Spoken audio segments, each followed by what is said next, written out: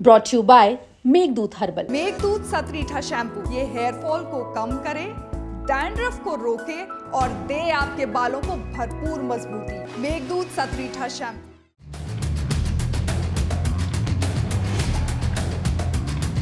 उत्तर प्रदेश का कानपुर, जहां से ऐसे ऐसे मामले सामने आते हैं जो आपकी सोच से भी परे होते हैं।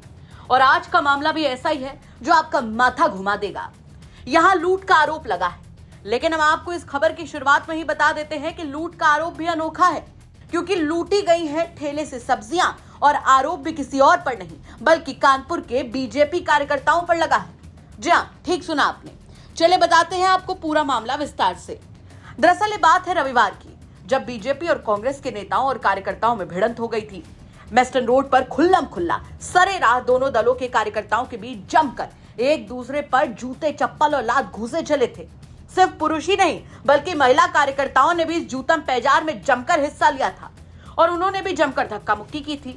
और तो और जब पुलिस मामला शांत कराने पहुंची थी तो उनसे भी वहां जमकर कहासुनी की तस्वीर निकलकर सामने आई थी।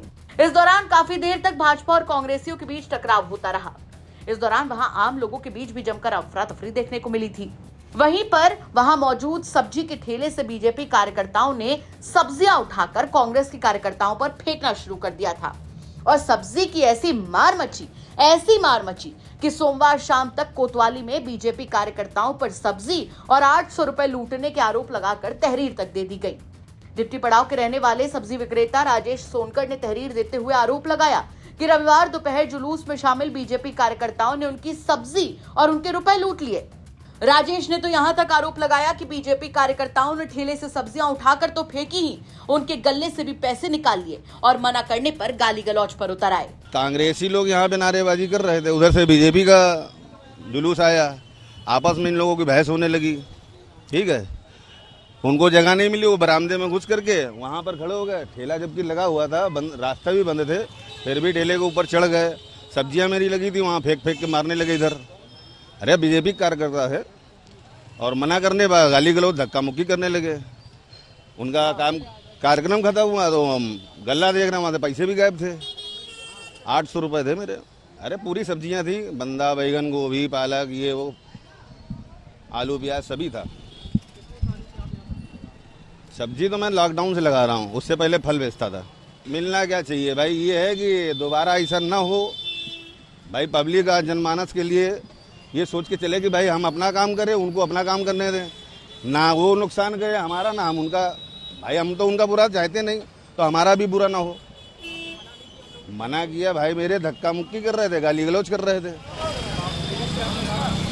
पुलिस वहाँ खड़ी थी, मुखदर्शक बनी थी, क्या करती वो भी, रोक तो वो लोग भी रहे थे, मगर उन्हीं से धक्का मुक्की कर रहे हैं जी। बस जो हमारा नुकसान हुआ है वही हमने तहरीर दी है। अरे नगद 800 रुपये नहीं मिले हमें, बाकी 400-500 रुपये की सब्जी का नुकसान हुआ है। वो कुछ आओ ताओ ना कुछ देखा, वो सब उठा के कहीं प्याज, कहीं बंदा, कहीं गोभी और कहीं टमाटर खींच के मारने लगे थे। मना भी कर रहे थे उनको, मान ही नहीं रहे थे, हमसे धक्का मुक्की करने लगे, ठेले के ऊपर चढ़ गए। जब पुलिस प्रशासन नहीं रोक पा रही थी, उनसे धक्का मुक्की हो रही थी, तो हम क्या हैं, हम क्या कर सकते थे अकेले। सोचना तो सबको चाहिए था कि भाई पब्लिक का नुकसान ना हो, हम अपना काम करते रहें, उनको नुकसान ना हो, ना ही उनको डिस्टर्ब किया जाए। पुलिस ने भी जांच का आश्वासन देकर राजेश सोनकर की एप्लीकेशन अपने पास रख ली है। फिलहाल दोनों ही दलों के कार्यकर्ताओं ने एक दूसरे को पटकनी देने में कोई कोर कसर नहीं छोड़ी, लेकिन इस दौरान तिलक हॉल के आसपास ठेले पर सब्जी, फल बेचने वालों का बड़ा नुकसान हो गया। जिसके हाथ जो भी लगा उसने वो एक दूसरे पर फेंकना शुरू कर दिया।